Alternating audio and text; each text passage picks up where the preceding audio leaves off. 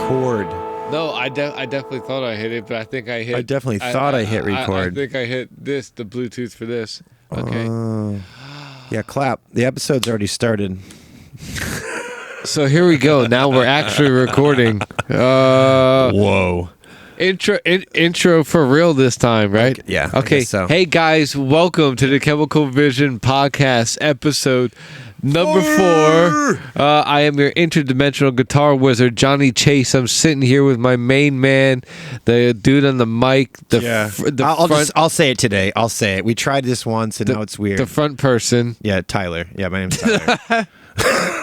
Yeah, I mean, You guys weren't here, but we thought we were recording, and we got pretty far in, and then we weren't. It's because of this right rudimentary stuff. We should have brought back more equipment, bro. And then we wouldn't have all these problems recording. If we would have brought back all the technology from future, we've been doing well. But part of the issue with all the technology in the future is that it eventually has killed music, and we're trying to, keep it alive. Yeah, trying to open up, keep this other timeline alive, where regular human-driven organic music is a thing. Regular old folk music.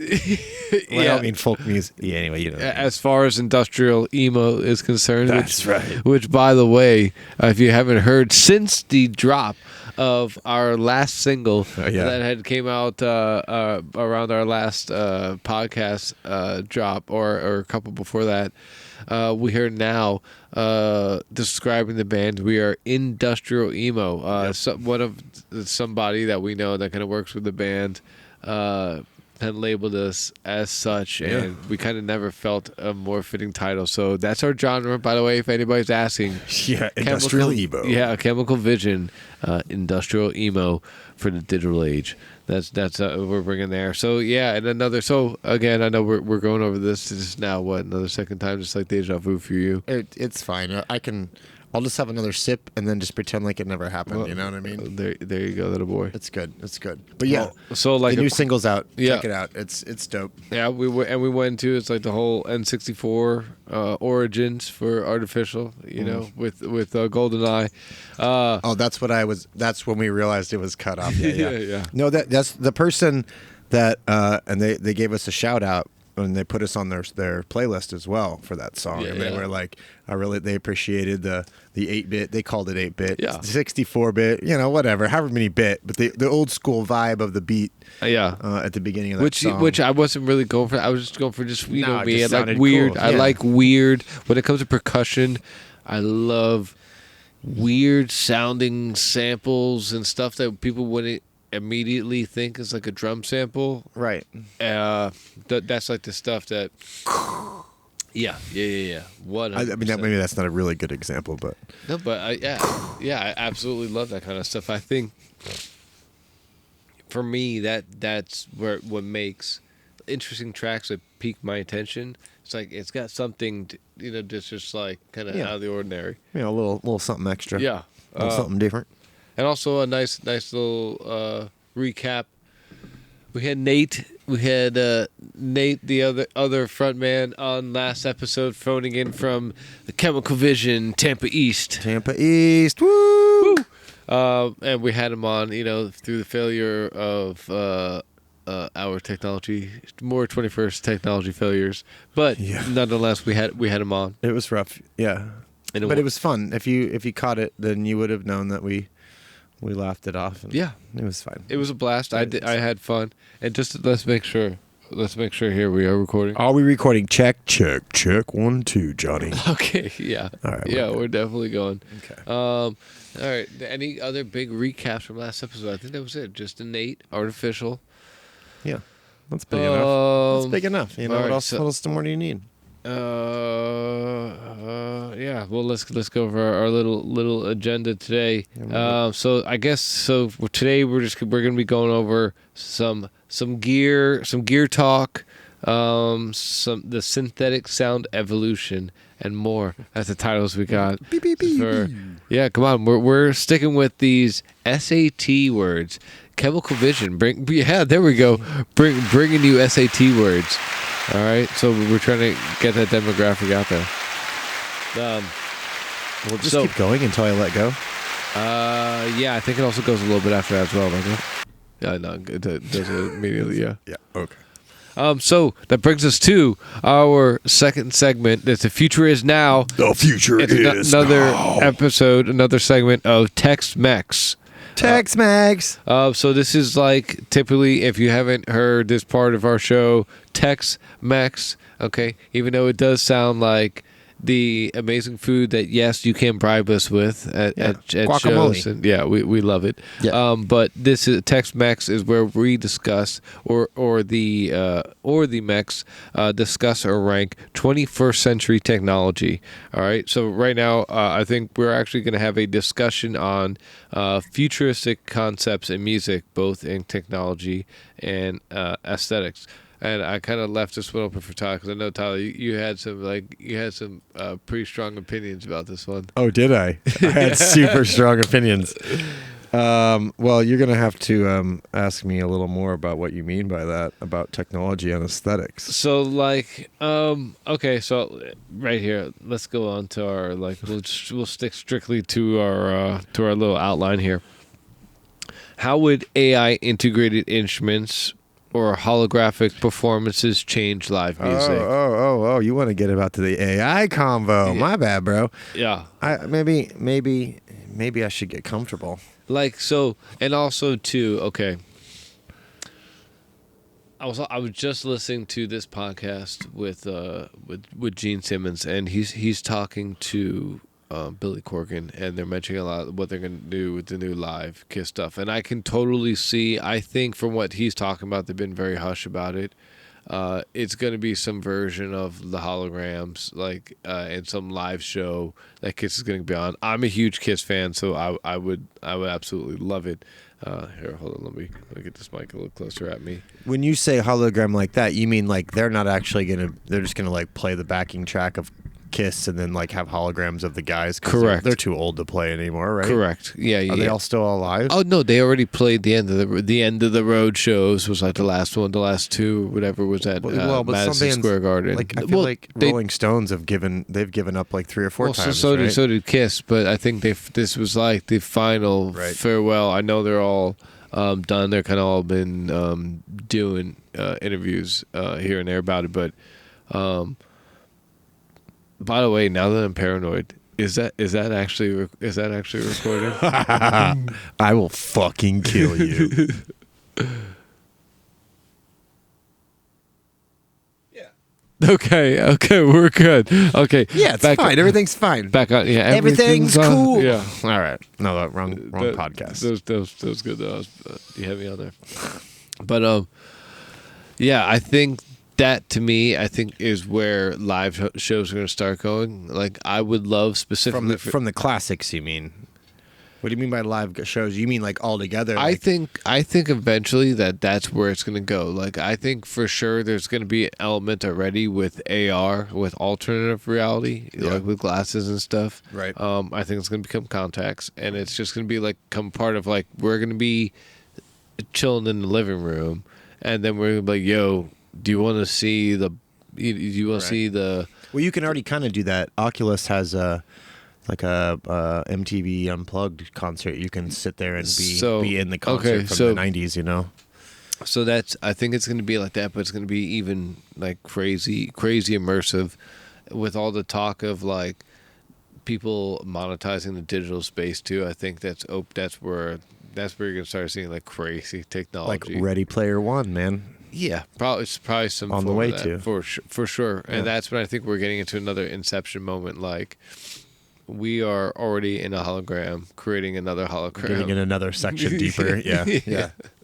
I'm with you. Yeah, is the top spinning? Is the top spinning? Oh, dude, what? Speaking of, what a way to leave you at the end of a movie where you're like, oh, dude, it's not real. Yeah, you're like, he's still there. Actually, there's a lot of movies that do that, and I feel like one of the ones I can think of that I saw when I was a kid was like the original Planet of the Apes, and at the end, it leaves it so open, and you're like, I hate that shit, man. I need closure at the end of a movie. M. Night. Yeah, you know what, M. Night, listen, I have some serious beef with you, bro, okay? Listen, if you want to direct the Chemical Vision lore adapted trilogy, we're down. But there will be none of this. You at the Leaving last it all minute, wide open, and then there's so many questions. I mean, listen. Oh, but they're leaving it open for interpretation. Kindly go fuck yourself. You know what I mean? Like, God. I'm here for your creative mind, and you just leave it open for me. Yeah, God bless. Yeah, no. That's a rough one. But yeah, the M Night. Listen, I signs awesome. Okay.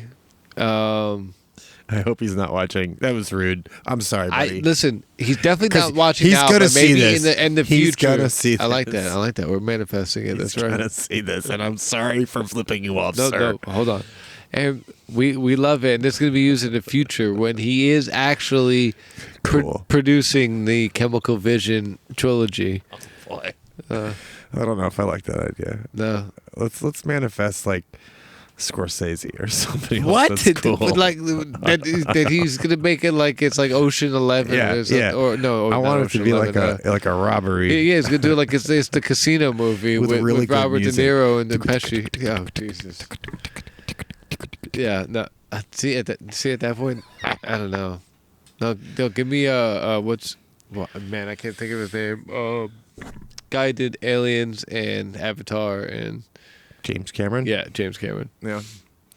Yeah. Well, okay. So this is I'm going to bring us back to what we were trying to kind of talk about. I think that we're going to see a lot this year, especially because the AI stuff is really, really, really, really closing in. Like the quality of AI video that you can get from a type prompt. You know, you can type in. It started to me, and you could obviously tell it was AI. It was like really swirly and weird looking. And you're like, oh, but it was cool. But now, like, I've seen videos of the president saying stuff that the president isn't actually going to say. I mean, you feel like he would say anything, but but I've seen ones, where he's like swearing or whatever. It's obviously crazy like stuff. But it looks perfectly real, and he's standing in front of the White House or whatever. Sure. And so it's like it's gonna get weirder with that. The deep fake shit's like it's real. Man. I think. Here's the thing. There's a room for it. Obviously, it's going to obliterate, I think, a lot of like regular content making. But like at one point, it's like who's going to own all the content then that's owned by like there's going to be one company or two companies because it's not real content. You can't really own if it's a fake video of the president saying not real things. And whoever created that video is technology that owns it. So it's like then right. This is totally, and I assign this is a conspiracy side of me. Then eventually there's going to be somebody who's going to be controlling, like I think it's already happening, already like giving you whatever propaganda they want. They can feed you whatever because now they have the whole apparatus. That's where I'm like, we we do have that already because our phones hear and listen to us all the time, and then they. This is foreshadowing to the future what we saw. Yeah. Well, duh. But and I guess, as far as holographic performances itself, I think that's going to continue to get more wicked. Yeah, crazy. I think though the technology is only going to go so far. I hope it does go far, right? And I say that because I think a lot of people are still refraining from going out, and if they can get that same experience at home for like $50, why would they? For sure, without okay, the traffic that we just experienced coming over here. Yeah. If we could have totally like just avoided that and got I agree. Yeah. But that's kind of where I think we're going into. Oh yeah, and like so relating this to kind of our lore, and where we're at with 21st century technology. I would love to have holograms in our live show. Hopefully, I'm stating this. Eventually, we'll see more of this. Excuse me. Yeah, well, we can with those fan ones. Yes, yeah. Pardon my spitting. Yeah, no, I love those. I think those are awesome. Yeah, there's some really cool stuff. And then, as far as that goes, as far as we can push that'd be great. I would love to create like motion graphics stuff that we could use for like the live show. That'd be just killer. Yeah, but. Anyway, all right. So I guess that'll That's the end of the Futures Now. Yeah, Tex Mex Futures Now. We definitely I gotta find a way to Guacamole. better these. Yeah. So that brings us to our next segment, which is the Gear Spotlight. I was actually super stoked for this one. The synths and sounds. So I guess real quick, I'll just throw in a quick one over some new, like a new plugin that I'm using. I'm always messing with something. With new shiz. I guess this one's not really new, but I love Serum. New to you. Yes. Well, not new to you. It's just new to me mentioning it here. Right. Yes. I love Serum synths. I love you very much. All instances, the synth has been amazing, and is, if anybody knows Chemical Vision, it is an integral part of the writing process, at least for Serum. Thank you very much. Yeah, thank you. Yeah, but anyway, we have a really awesome part of the Gear Spotlight with Tyler's Tech Corner. Hold on, Tyler's Tech Corner. Yeah. Which is kind of fun because for today, I really only have a very simple thing to talk about that I just have like a little effects box that's connected to my microphone, and it's TC Helicon. Which is the bane of every sound guy's existence. I feel like for some reason. TC Helicon, yeah. Or they just, anytime a vocalist has their own effects, they're like, anytime a vocalist has their own effects, they're like, no thanks. Oh, right, yeah. Oh, that's, yeah. Well, people, the sound guys are always trying to be like, I got you, bro. And it's like, dude, I don't know you. Do you actually? Know? Yeah. I know your songs. I've seen them online. Oh, yeah. Okay. Well. I'm not joking. I've had a guy say that to me. Not for this band. But anyway, yeah. But I think it's, I like the one that I have because it has finger touch buttons versus foot switch. So foot switch is more like, guitar style is what I would call that. And they have those for singers. Nate's is a foot switch style, but I appreciate mine because you can control it with your hand, and you dial in and you can get like, and you don't have to bend down and like be on the ground. So shout out to TC for that. But you are right, and I actually bought it because it was like a cool one at the time and whatever. But I do think that there is some kind of a stigma behind that name of like. I feel like Maynard. I feel like that's how I found out about it. Yeah. Oh, Maynard uses it. It's got to be good. Probably not. He's got somebody doing it for him. Well, of course he does now. Great. I'm talking, it's been a while. Yeah. It's been a while. Oh God. But yeah, other than that, I don't really use a whole lot of tech myself. And so I am more of what I use is, or more of what I have is like in the studio where we jam, and that's, kind of just our spot and like the area. Yeah. Because you don't go too crazy vocal-wise. I know you love delay. I go crazy with delay. That's my delay. Shit. But it's fun, and it like adds like that ambiance, and then also if you screw up, you hear it over and over and over and over. It's like it's a nice bit of like, wow. I'm gonna kill myself. Yeah, maybe I shouldn't turn it on all the time. I mean, don't take us off the platform YouTube. I'm gonna unalive myself. Oh no, yeah. I'll have to edit that out. Yeah, okay. Yeah. Speaking, but this actually brings me to a good part of this talk. I know you and I, we talk about this all the time, and I know a lot of guys that we write and hang with. It's the same argument. Where are you with the hardware versus software debate in our creative process? For ours, I think we embrace both. I feel like very well, and I think that's why our sound is successful. But it's definitely there's a solace or like a rock in using hardware, I think, because like it almost always works, and software tends to have this or that, or you're really relying on the computer. But then at the end, like the software has everything, like everything you could ever want. Like your your software on your computer has my amp or whatever. So like But then again, like nothing sounds as good as that amp. But then like if you have access to every amp and you can make anything sound like anything, then So I like that's why I really like both. I like the software world because the software it's really caught up since I was a kid.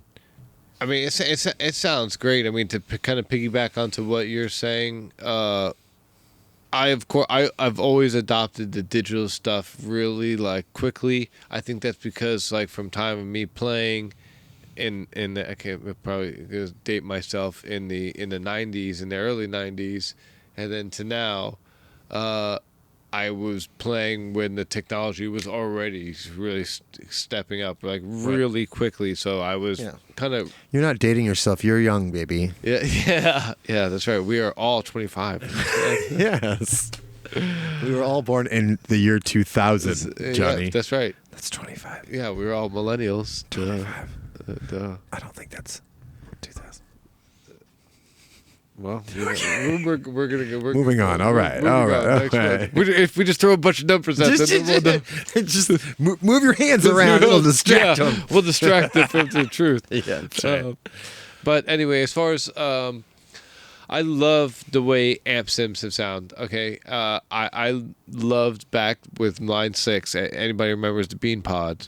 That's where I started. Yeah, I loved that stuff. I was an adopter of that as well. Back with forums when I remember I forget who had told me. I found out that like ThOugHt, this band, had recorded a lot of their stuff with it, and it just absolutely blew me away. I think, and I don't remember this. I've heard Meshuggah did some with that as well. There's a handful of bands that the claim is that they recorded with the pod. I did a lot of my early demos with bands from back in the early 2000s, from me being 5 or 6 or from like no, but the rectified on that little pod, the rectified one, it had the crunchiest at the time, and they had like the versions of what I thought were pretty like the 5150s, or also like the Line 6 amp at the time, which I know everybody was using because the gain was great. You got great attack.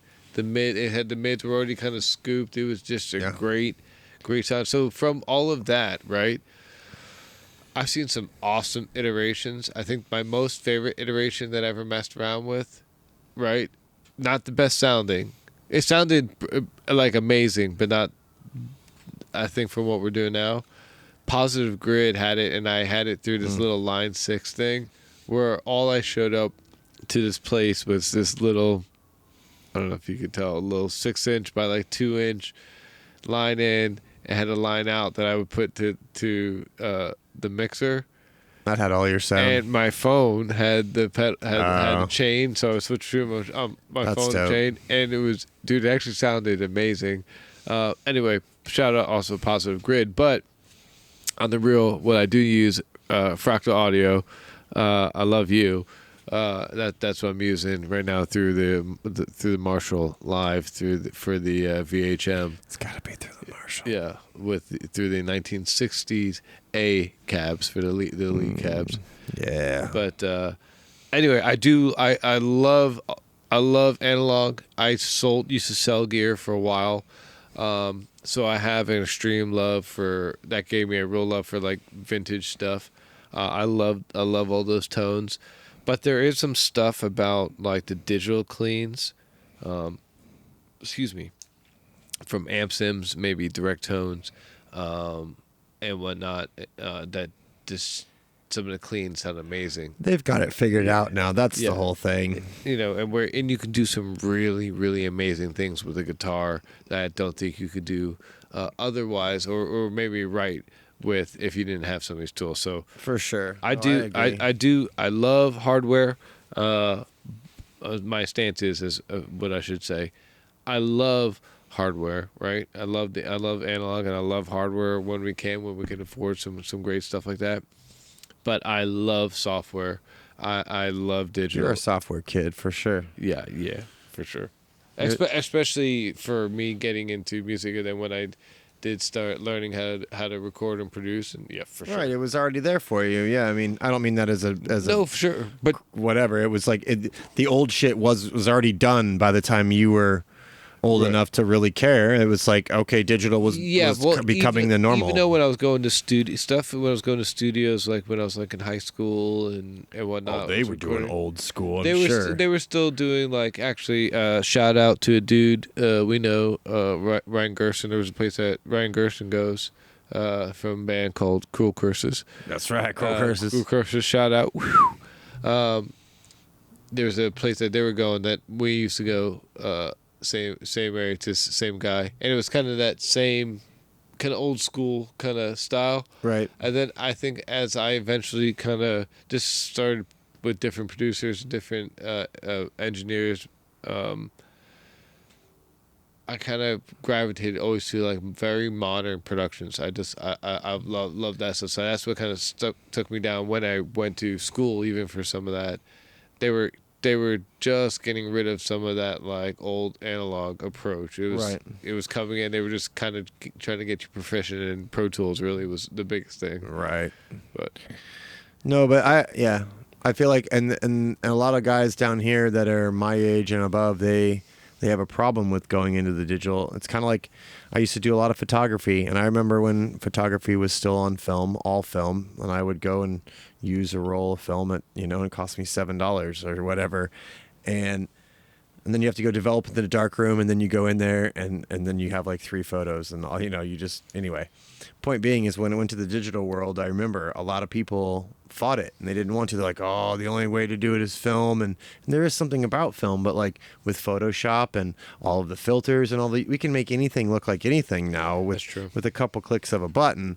So it's kind of the same way when it comes to the other side of the argument would be like the organic feel or whatnot, or does it feel sterile or whatever, right? But I think it used to kind of have a certain amount of sterile feel, and potentially that's feature quick demo of sound you've been crafting.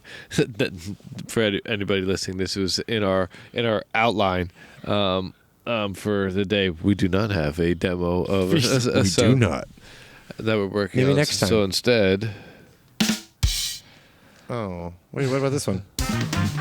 Nice. That was what I was using for your segment. I do got to figure out how to program those better for you, which hopefully by episode number 5 I will. Anyway, but I think that's a good place to wrap up the Gear Spotlight with Synths and Sounds. That brings us to the next segment, which was Inside the Lab, which was like kind of like our behind the scenes of our songwriting and production, which is kind of piggybacks on what we were just saying, really. Yeah, so it was a perfect segue for this. We're pretty much a full digital writing and recording band, and then we use a little bit of for sure when it comes to live, but I mean, it's easier. It just, I think, for as far as like efficiency's sake and what we need to get taken care of. And I'm not into that. What sucks is like I know some people try to make you feel bad for using all digital stuff. It's like, excuse me, whatever. I'm not into that punk rock guilt with like right. with like production and all this stuff. That, I don't need that. Right. So, but anyway, I think we already went through like artificial. I know in the last episode, but something we can start going into is we're actually starting to work on equilibrium. Yeah. And our very first. Yeah, our very first music video.